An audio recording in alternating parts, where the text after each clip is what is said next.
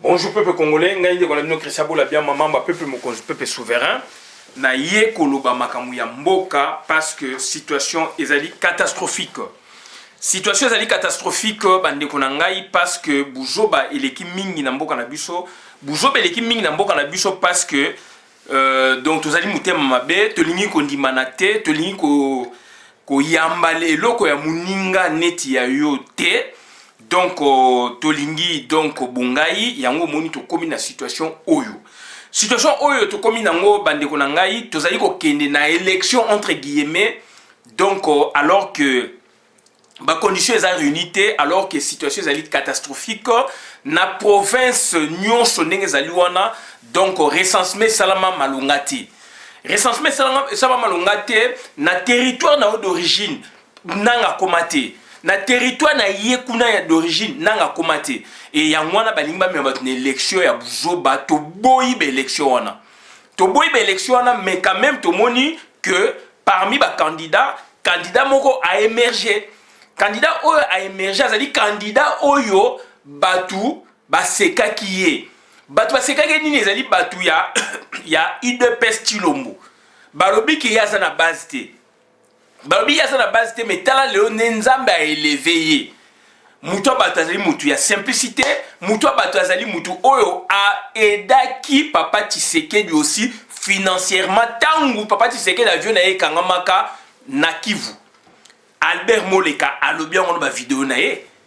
Donc mutu wana abandi pe politique bandaka ça fait 28 ans. Donc azana kata politique.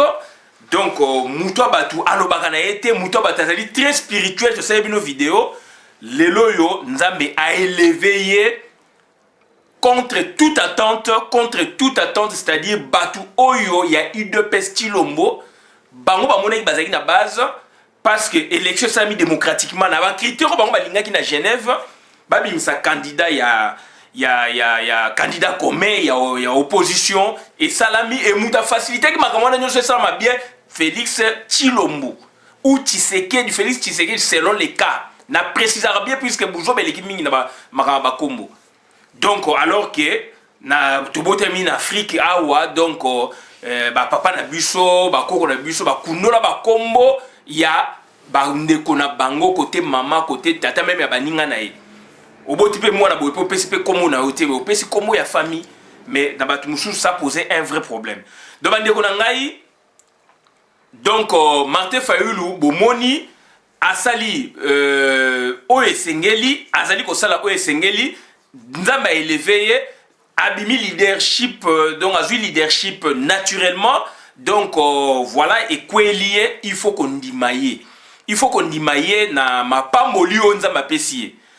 Donc bandeko na ngai yango moni biso ba oyo le fait que les conditions ne sont pas réunies Nambo kana pas que l'élection puisque tout power ne s'y attendait pas.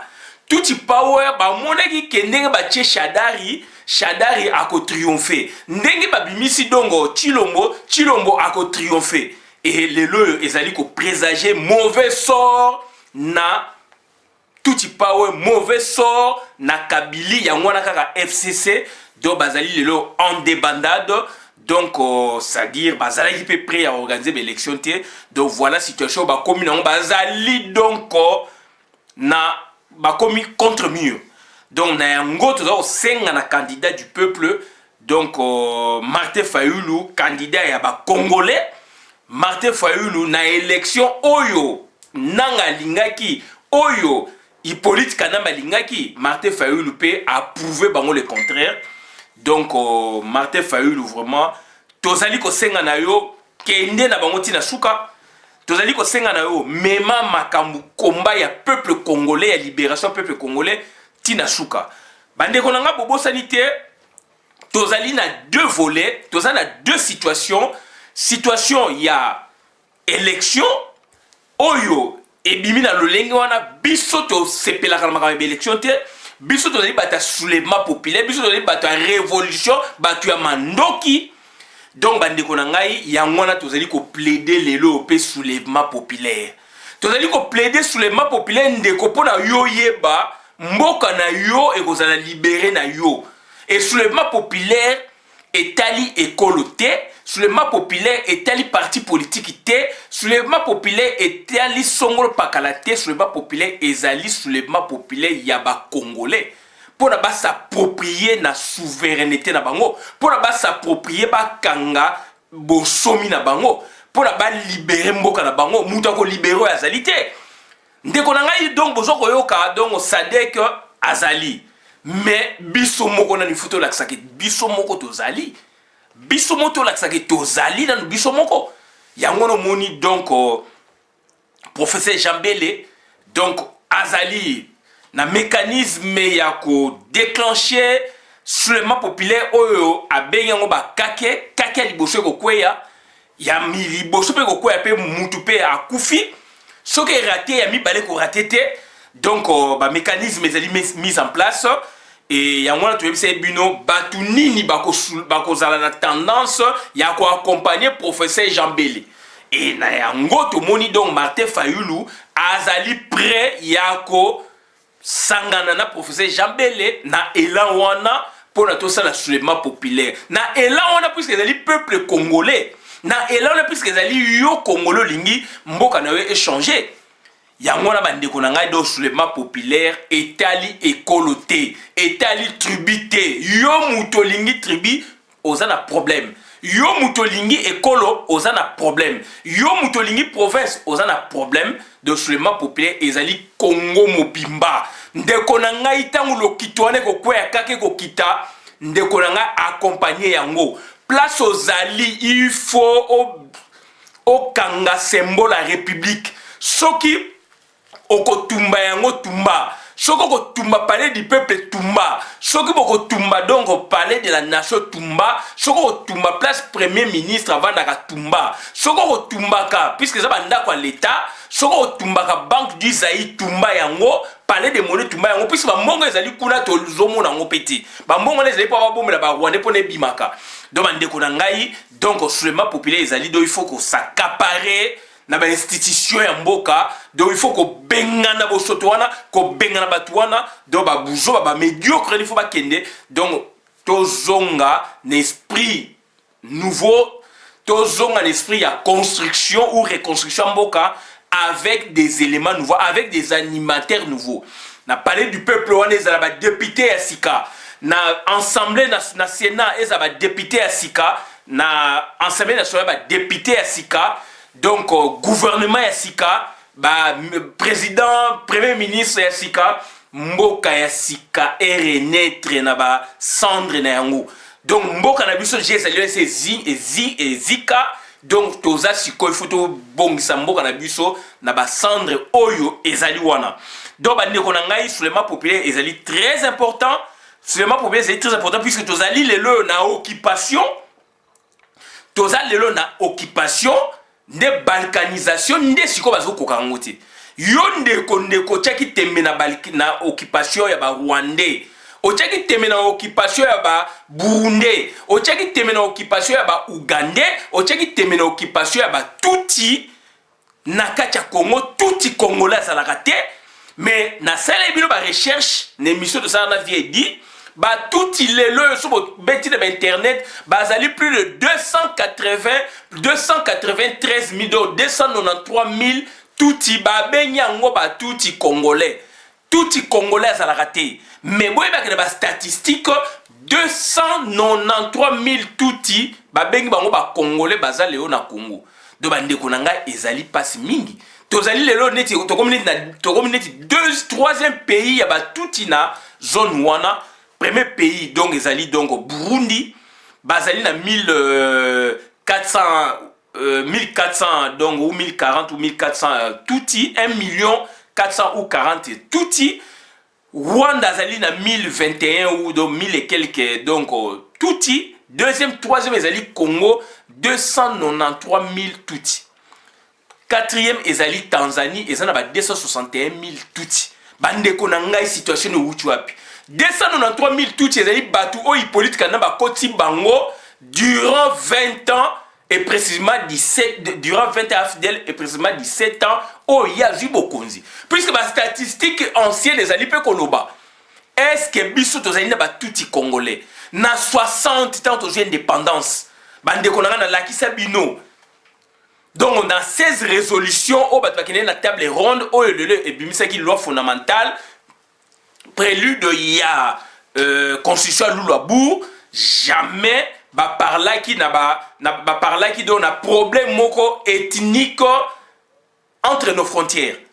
Donc pour prendre les cas il y a ba touti le baza opposer problème na Congo que ba touti bazalaka na Rwanda Burundi et comme ba touti ba comme na Congo ba touti tant aujourd'hui indépendance famille ba touti tribu touti eza na Congo te puisque liste ezali donc bandeko na ngai likamwa tolingi to lo bayango ifo boye bayango lelo yo naza ko rappeler kaka bino donc boye bake batwana ba ye ba occuper mboka yango mo ba komi 293 000 touti na kati ya démographie ya Congo na kati ya population ya Congo donc bandeko na ngai ezali fait exprès. Et puis les leux ba mikanda ba buko komami mingi yo kongolo lingi ko komate ozali professeur à histoire ozali professeur à géographie ozali professeur ya anthropologie ozali professeur ya géographie ya ethnologie etc ya philosophie bolingi ko koma ba buku te et ba touti ba tcheba misolo ba komi ba buku soko kote ba bibliothèque awa na ba internet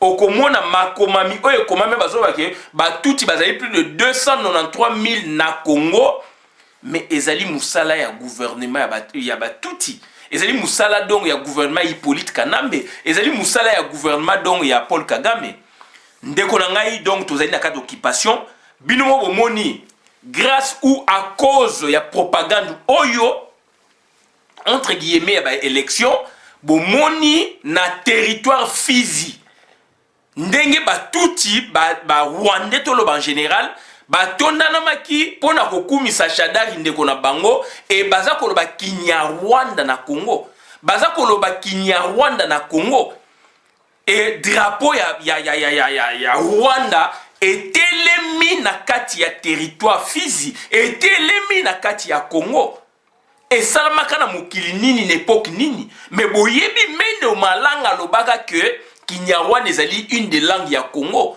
donc c'est ayeba ki makamo bazali ko sa na est donc bandeko nanga territoire ou district Mobimba donc ya Fizi lelo yo ezali inondé na ba touti na ba Rwandais ezali inondé donc c'est-à-dire na ba paya et boyokaki Kinyarwanda ezali kolobama na kati ya Congo bandeko na ngai na ba langue na biso Kinyarwanda ezali te donc ezali batwana o bakota o Hippolyte Kanamba koti bango bakomi koloba munoko na bango puisqu'ils se retrouvent ils sont nombreux dans un territoire donné et bomoni ba soda ndenge bakomi ebele kuna ba généraux ba boye ba lati ba tenue ya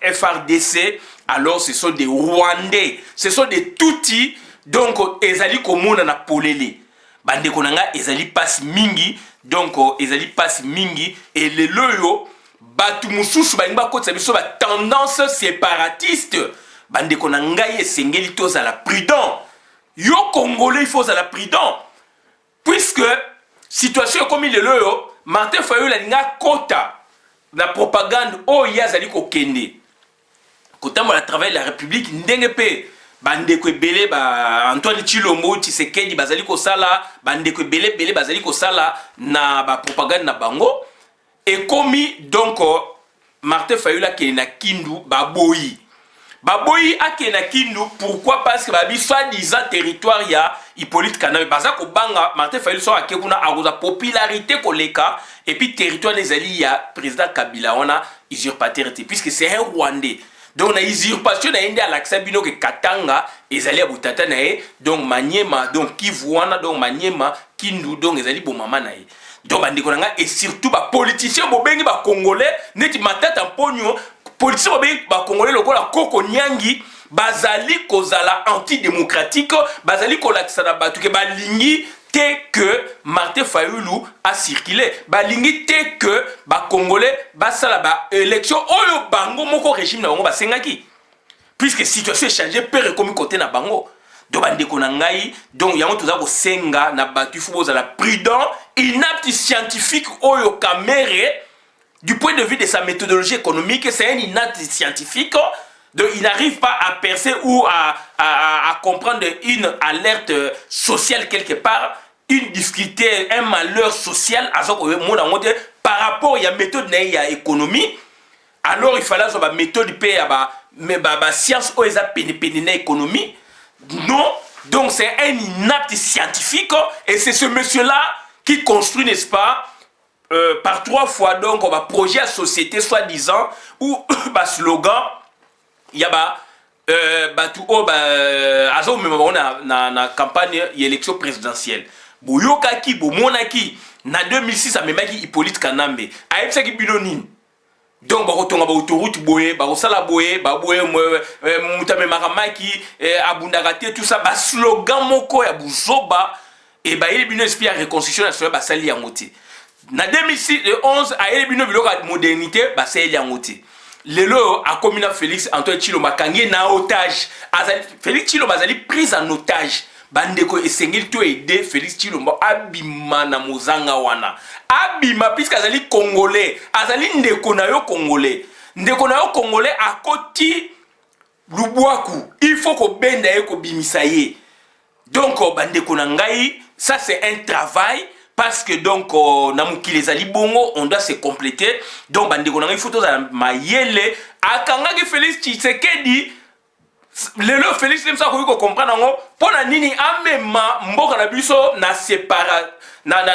séparation amema mboka na biso ba tendance séparatiste dans l'entretemps il a sous la main de balobaka Félix Tshisekedi Félix Antoine Tshilombo donc dans l'entretemps maintenant il bino a pour diviser les Congolais cette fois là maintenant donc tout o baza ko supporter Félix ba ko mona teke ba ko diviser biso pona bango ba discours oyo inapte scientifique à Kamere azali koloba pona bango ça passe ils peuvent pas critiquer puisque ba yebi ke na eloko bango balingaki ko joie eloko bango balingaka balakisa bango balingaka nini présidence donc c'est-à-dire bandeko wana ba congolais bandeko na biso donc le fait que yé a pesaki bango eloko bango ba lukaka donc Kamere a préparé à l'essai à til bango na mesa biloko esengeli bango ba lia présidence protocolaire d'où maintenant ils vont rien dire pour eux bazali ko espérer ne loko wana ndeko boni donc mboka na biso tambola na lolenge wana mboka na biso tambola na buzoba wana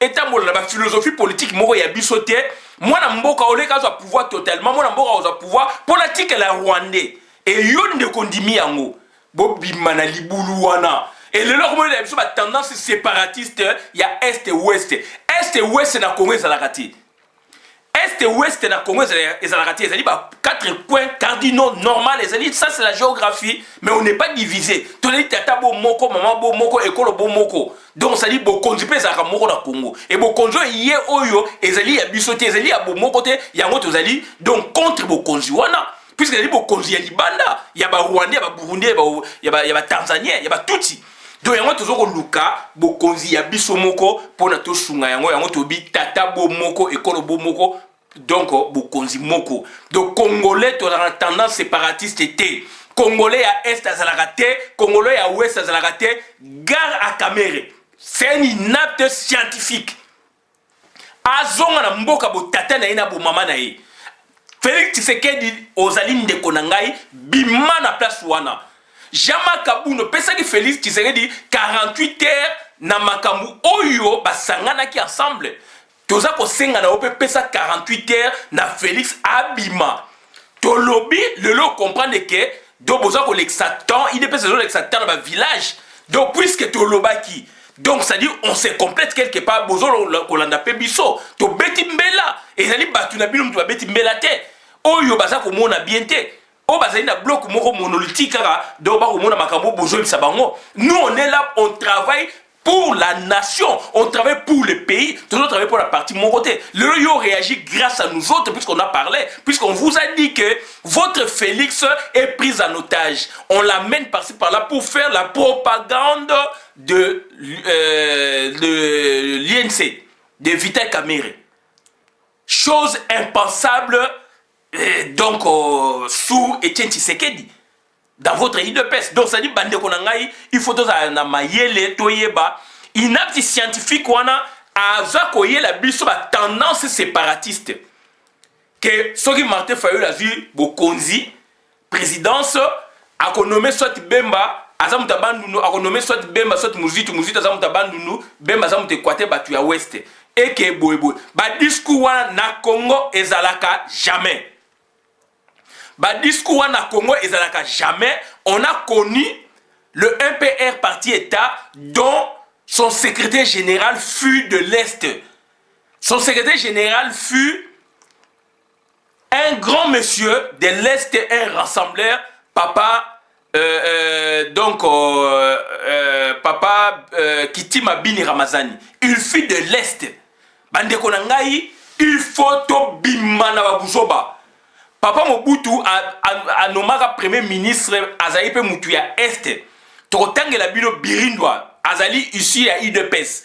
Donc bande Konangai, on a toujours travaillé donc dans le Congo avec esprit donc nationaliste. Donc bande Konangai, il faut te faire attention na ba discours bazali comme la biso pai wa Chaka Sige. Il fut autant d'années donc gouverneur il y a banque centrale. Moi je suis de l'Équateur, jamais je me disais que Pai il n'est pas congolais, Pai il est de l'Est.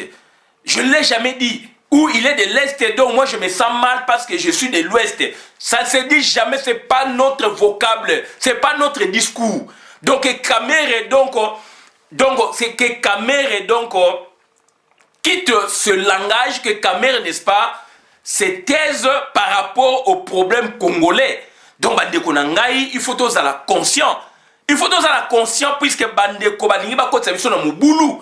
Bandeko Balingi ba kotsa biso na mubunga. Donc Bandeko Nangai, il faut tous à la na kimia, il faut tous à la mayele, faut à la kososola. On a vécu donc autant d'années à MPR parti État dont monsieur Kitima Bini Ramazani, un papa de l'Est, un papa du Kivu dans son entièreté. Jamais donc moi de l'Ouest je me sentais donc mal par rapport donc à sa nomination en tant que chef numéro 2 du parti État. Non, je l'ai considéré comme sous le parti État, tout le monde était donc dans le parti État, je l'ai considéré comme le chef du MPR. Je l'ai considéré comme Congolais. J'ai considéré toujours, j'ai eu toujours des considérations à l'endroit de nos frères de l'Est comme des Congolais. Eux aussi, inversement, ils ont cette idée naturelle de vivre en communion avec leurs frères du centre ou de l'Est ou de l'Ouest même. Puisque l'Est est vaste, il y a donc nord-est, sud-est, est, centre. J'en ai démontré dans ma vidéo, il y a nous les combattants. Tangu moko ya ba combattant le ba que Kamera zali populaire na Est. De quel Est s'agit-il? Puisque l'Est est vaste. De quel Est parlez-vous? Nord-Est, Sud-Est, Ouest, Est, Centre. Aujourd'hui, on en est là, on revient sur le même concept. Bandeko Nangai, nous travaillons pour la République. Nous ne travaillons pas pour une seule personne. Donc, Bandeko Nangai, tout ça, on a mis en garde na caméra inapte scientifique à Zonga na Rwanda. Inapte scientifique. Ça ne doit même pas passer au Congo puisqu'on est plus de 450 tribus et ethnies. Chez eux là-bas, ils n'en ont que 3 raisons pour lesquelles directement ils basculent donc dans l'arbitraire. Donc Félix Antoine Tshisekedi nayebisu ozali ndeko nanga congolais bimakuna Jama Kabundu yo naza ko biso na ba ndeko oyo bolingaki Félix asala dans 48 heures abima na accord il y a Genève, c'était votre droit. Aujourd'hui la situation catastrophique est là. Il faut lui lancer aussi l'autre 48 heures, les autres 48 heures pour que abima na libuluana. Et bah comme tu es pris en otage puisque maintenant Kamera a un esprit séparatiste et à ses côtés il a un Félix. Et maintenant donc bino ménage comme bataille de peste chilombo beaucoup monde est loko wanate. Donc c'est une parenthèse, c'est très important. Chez nous, Est et Ouest et Zalaraté. Donc au nord-sud et Zalaraté, on est congolais. Tata Bomoko, Mama Bomoko. Donc cette situation est donc imbibée. Na mitou na biso na donc na conscience collective à congolais, ça fait plus de 6 décennies. Si on doit remonter à Simon Kimbangu, ça fait plus de 10 décennies. Ça fait plus de 10 décennies. Donc il faut tout faire attention. Tout faire attention, ça fait plus de 100 ans aujourd'hui, depuis Papa Simon Kimbangu a déclenché comme Makambouana, il y a unité nationale à Teki Amnae pour le Congo, Bande Konangai. Donc, Ezali Lelote, un Rwandais a goya pour un discours séparatiste. Donc, Bande Konangai, il faut faire beaucoup d'attention. Pour un discours séparatiste pour nous amener à la balkanisation. Donc, il y a occupation, Papa Honoré Ngwanda Lobakiango. Occupation salama toloba pe yango le loba ni ba même sur la balkanisation ko passé balkanisation ko passé du moins donc ils ont réussi donc occupation militaire, il y a l'air militaire un peu partout là-bas, tout le monde est la physique, l'exemple est là. Occupation sociale, tout le monde donc on a physique des Rwandais avec l'air drapeau et occupation, n'est-ce pas, donc territoriale, bah, militaire, donc territoire physique. Et Zali na kacha Congo, mais donc Zali donc occupé. Et tout le Congo aussi est occupé. Mais donc, n'est-ce pas, donc l'épicentre est Monani, je dis épicentre est Monani na physique. Donc ça dit cartographie vraiment Monani ce qu'on a na physique. Si je peux m'exprimer ainsi aussi. Donc, il faut faire beaucoup d'attention. Tout ça, beaucoup d'attention. Dans l'entretemps, il n'y a pas même la balkanisation. Ce qui est Hollandi, il y a une apte scientifique, Vital Kamerhe, Hollandi, scientifique Vital Kamerhe, et Félix ne comprend peut-être pas et il va rien dire. Le fait qu'il va rien dire, il est aux côtés d'un inapte scientifique Vital Kamerhe, donc qui ne dit mot consent. Et dans l'entretemps, ces fanatiques diront quoi? Donc notre chef n'a rien dit, donc c'est que nous on doit prouver le schéma que nous trace, n'est-ce pas, Vital Kamerhe. Alors que Vital Kamerhe a pris l'UDPS par l'entremise, n'est-ce pas, de son chef suprême, donc j'ai cité Félix Antoine Tshilombo, leur président, donc en otage politique, et politique moko extraverti, la politique il y a l'Ibanda, il y a Congo, il y a Katité. Puisque son politique est introverti et ça y a Kati, on doit s'inspirer na patrimoine culturel congolais, on doit s'inspirer na histoire politique ya Congo. Donc bateau bazali na schéma de balkanisation bangwana et c'est ce stade là nous on l'a dépassé il y a longtemps. Et stade où on a effondrement ya Congo, on l'a dépassé il y a longtemps. Akende ko pelisa moto ya za utu domestique ya batuti akende ko pelisa moto na mboka na banguna ndenge ba bomana. Et par la même chose, ça ne passera pas. On est plus de 450 tribus et on est donc, on s'est entremêlé, donc on s'est marié, donc voilà. Donc on est forgé, on est préparé à vivre comme ça. Donc on a un vouloir vivre collectif malgré donc défaillance il y a état. Félix Arolobelo, et c'est comme dangereux puisque c'est quand même une figure politique, une figure d'autorité. Il y a Congo politique, quand il dit rien, puisqu'il est aux côtés de Tshilombo, Tshilombo joue sur ces contextes, d'où Félix n'aura pas, n'est-ce pas, l'idée de déclarer, l'idée, n'est-ce pas, de se démarquer de cette ligne, d'où on dit qui ne dit mot consent et batuné sur le baquet. Félix a levé le remonté, donc on n'est pas la caméra, donc c'est là leur philosophie politique, il y a cache au Bassignaki et donc cache, qu'est-ce qui cache le cache là? C'est la balkanisation. Donc il faut faire beaucoup d'attention. Et dans l'entretemps, ils ont des tueurs, généraux, tueurs du général Mundos. Général Mundos, c'est un tueur. Général Mundos va passer une mission même à Boma, donc Fayoulou. Général Mundos. Et Bande Konangai, Arlanai Fayoulou, même Tina Kisangani. Toyoki a pas passé sur information. Partout Fayoulou tient les meetings, Général Mundos est dedans. Il faut dénoncer yango, dénoncer yango. Général Mundos là, général Moussouba Rwandais, tché bango pemeni. Dans la situation évolution politique, il y a Martin Fayoulou, donc combattant du peuple de près, puisque il est quel bango. Bandima quitté, baby que papa tire n'a sa koufi ma Cécile. Babangi Cardinal Mosengo et dans l'entretien sikoyo. Donc, c'est ma soeur Bango. Baby, Kadam Osengo, c'est un homme charismatique populaire. Hippolyte Kanem et moi déclarons la chaîne Afrique.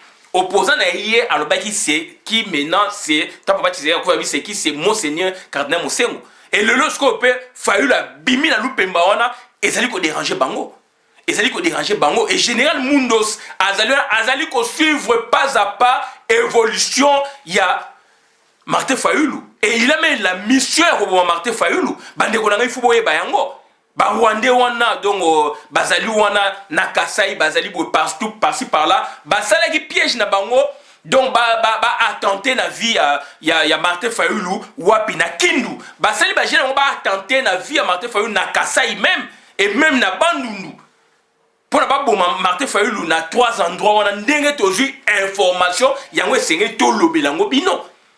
Donc, général Mundos Abomai Mandunda la azali en tête ya mission wana. O Hippolyte Kanamba pesi. Donc na Kindu et na Kasai et puis na Bandundu. Général Mundos. Donc bandeko na ngai biloko na photos za mayele, photo yeba eloko ni tozali ko sala. To yeba eloko ni tozali ko sala. Donc bandeko na ngai mboka lobi mboka ekomi pena ko za libérer. Tozali le 11. Donc, ça y est, dans 12 jours, Mboka na biso oza libéré et avant cela oza libéré.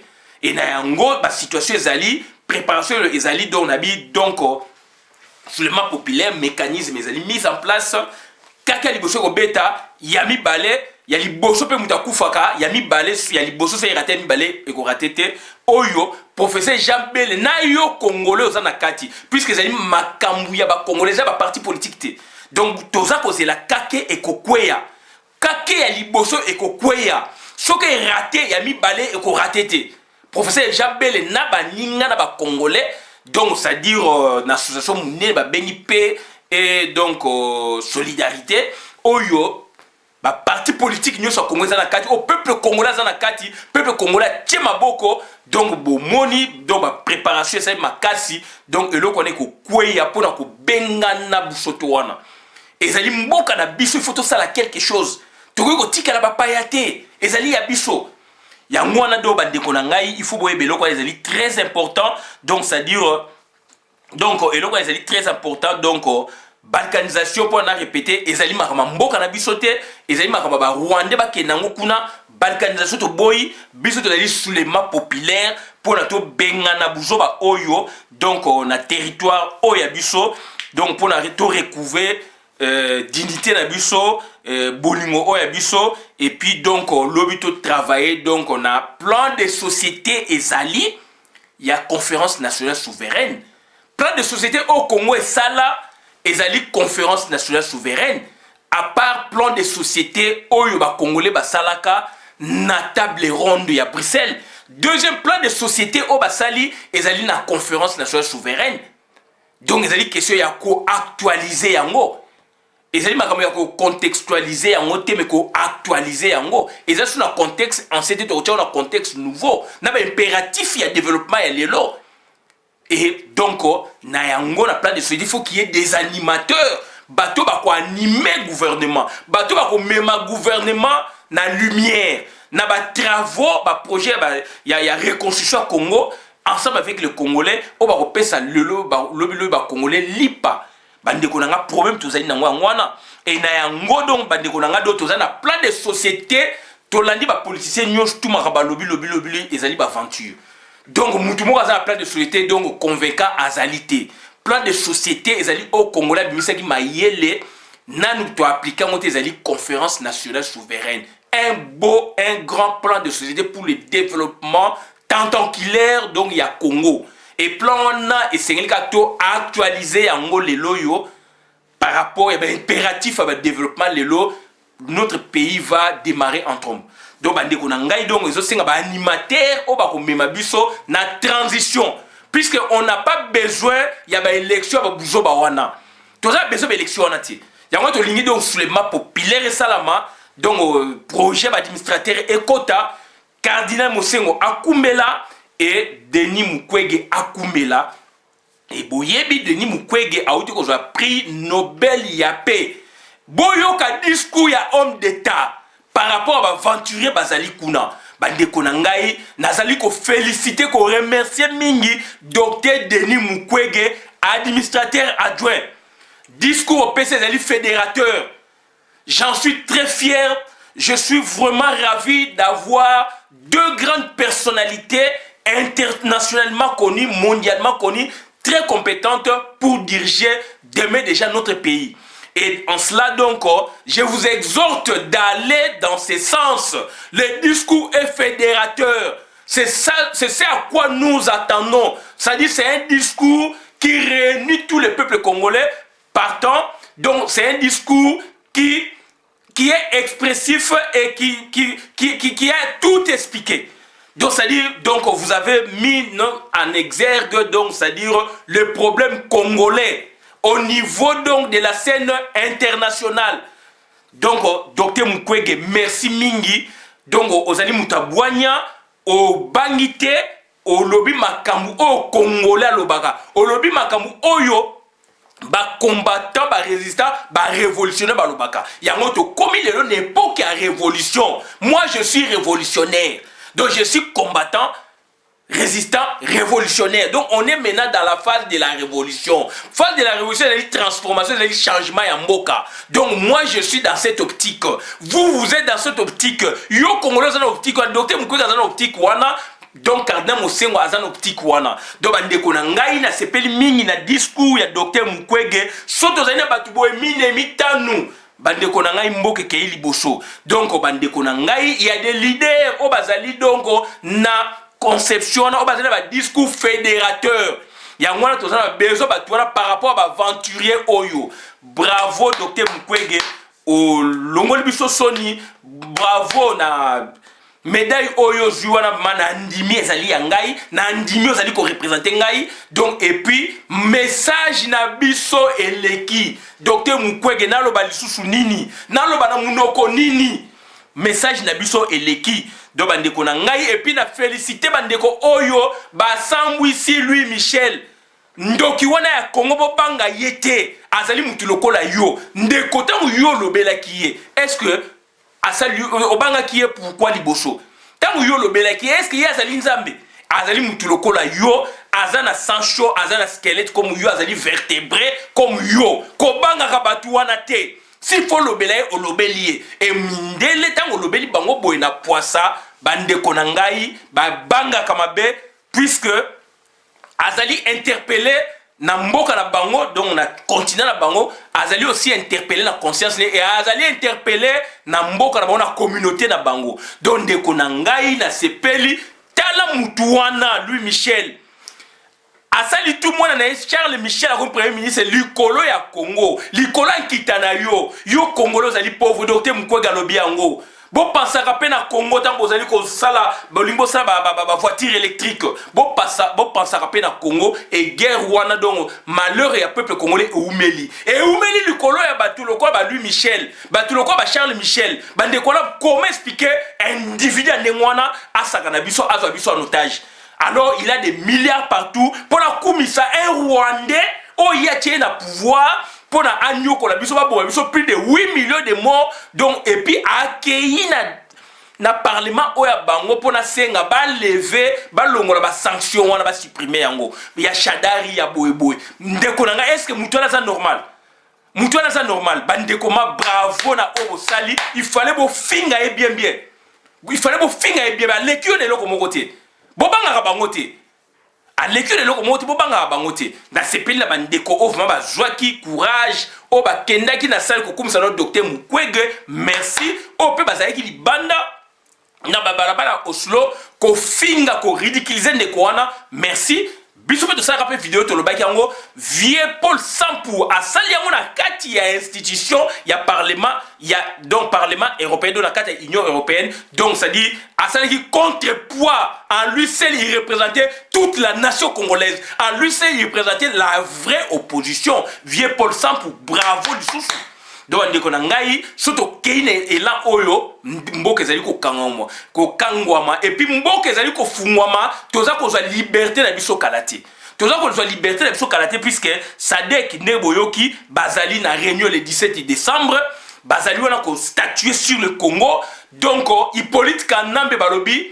ngando akimi mbula a continuer balé or ebale ezali mai mbula ezali mai akimi boye akei boye lelo ekomi sombele suka bisanga tokomi dongo au rond-point tokangi ndoki azali na place akokende te donc la SADC va statuer sur son cas et le président Ramaphosa il y a Afrique du Sud azali kuna toyebisa bino résolution 2348 ezali pona ko dégager mutuana il y a ONU et docteur Mukwege a rappelé rapport mapping basala po ba tchaka ya basala ngona ONU et donc ba notifier on pe na gouvernement congolais depuis 2010 pour passer la justice transitionnelle bobomi batu bomona wapi commission vérité réconciliation salamate boza ko mabata ba élection ya ngulu alors na mboka na bango na wana babomai 800,000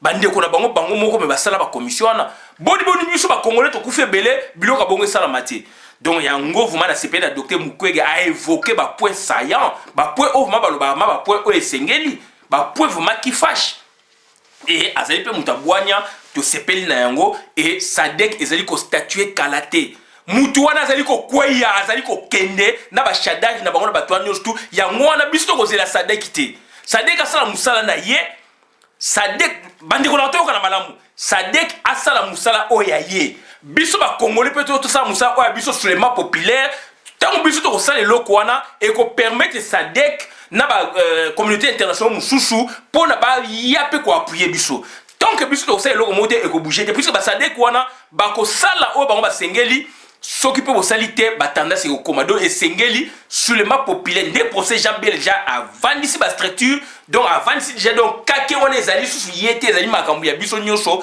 to vandi ba structure ezali donc to s'approprier ne loko wana donc bandeko na bo panza message oyo kalaté sur le map populaire ozana mbongo koma yango na balabala na yo sala kaliko sala boye loba yango na radio na télévision na etando eke tozo ke na seulement populaire application et article 64 et ba animateur bazali o ba kozwa bokonzi wana bazali batu ya société civile pour ba diriger biso na transition to mona clair Cardinal Mosengo azali wana docteur Denis Mukwege azali wana batu pe ya bwanya to négliger te ba effort o ba ndeko fayulu basali o ba démontrer mais le to kei na phase sikoto ke na seulement populaire et lui il est de cette tendance.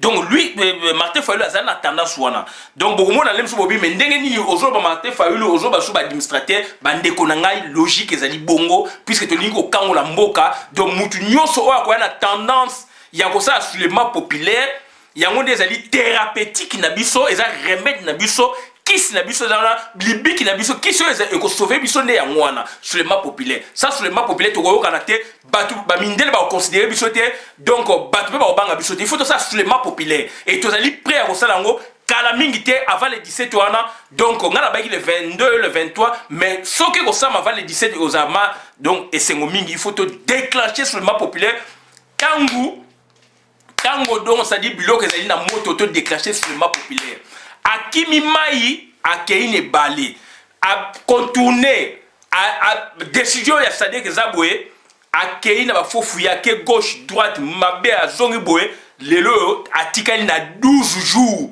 pour na to capturer pour na to bomayer aza ko mériter pendaison aza ko mériter liwa kamera aza ko mériter liwa aza ko mériter pendaison mutona ko yela biso esprit séparatiste te na kata mboka na biso alors to bokolié to tangisie ameli mai na biso ameli mai ya Rwanda tanga yi bébé ma koli na mboka na biso aya ko saka na biso to boyi makambo wana donc yango ba tendance séparatiste wana to boyi yango to senga Félix Tshisekedi bima na mozanga wana donc azali siko ko utiliser pe yo figure neza na kata ya za koloba yo za koloba loko te bande ko pe oyo baza kolanda ba omona ke discours wana ezali ya bino mibale yango to senga na onde ko Félix Tshisekedi bima na nzela wana na lombangu penza pona donc tozala donc calme et puis docteur Denis Mukwege discours d'un homme d'état donc ça dit un discours vraiment donc magistral il y a mouvement il y a donc oyo esengela kamamboka et donc azali prêt à okamba yango to sui awa pona lelo bola na vidéo malamu boka bolango na compte communauté on a besoin de tels discours na ba moment oyo. On n'a pas besoin de discours séparatistes. Il y a une apte scientifique, Vital Kamerhe, il est venu semer la zizanie chez nous, dans la classe politique, surtout dans l'opposition. Il est tantôt donc, il est dans l'ambivalence entre donc, la majorité présidentielle ou la mouvance présidentielle et l'opposition. Il s'est dit de l'opposition tantôt de la mouvance présidentielle. Dans l'entretien, il a ses ministres dans ce gouvernement successif. Donc c'est monsieur. Donc il est dangereux pour le pays, il est dangereux pour la gouvernance prochaine de notre pays. Donc il doit être mis vraiment hors. Donc il doit mettre vraiment, donc il doit être arrêté. Donc on doit le tuer. Donc Kamerhe, il faut qu'on la batte, il faut qu'on le tue. Comme ça nous on sera calme. Et Félix Tshisekedi, Papa Tshisekedi a péki Saka et Kamerhe. On ne comprend pas ce qui se passe, mais du moins, Kamerhe, c'est l'homme à battre. Il faut qu'on bombe Kamerhe. Donc, Ndeko Nanga, Suki Awa, Dr Mukwege, un leader. D'ailleurs, c'est un administrateur, il a été élu. C'est un administrateur adjoint. Dr Mukwege, merci Mingi, avec votre discours fédérateur, naba moment oyo, discours o esengé tolanda ya ngwana ya Dr Mukwege. Ils allaient fédérer les Congolais. Ils allaient donc na ba vertu. Il y a tata bo moko ekolo bo moko parti. Tout ça parti na biso donc ça dit le Congo. Donc ce parti donc na benga patrie, c'est le Congo. Et donc Congo na biso ils allaient peut diriger dans un PR parti état et donc à sa tête il y a donc Kiti Mabini Ramazani. Il était de l'Est, il était du Kivu dans son entièreté. Jamais il a prôné les discours séparatistes. De ce monsieur est dangereux, ce monsieur, on doit les tuer. Ce monsieur, il faut qu'il y ait un bango. Nous, on n'a pas de problème, il y a Est et Ouest. On a des bango, ça a bisouté. On a des bango, on a vidéo, madame, la compte communauté. Merci, Christian Bola, bien, maman, peuple, mon peuple souverain, merci.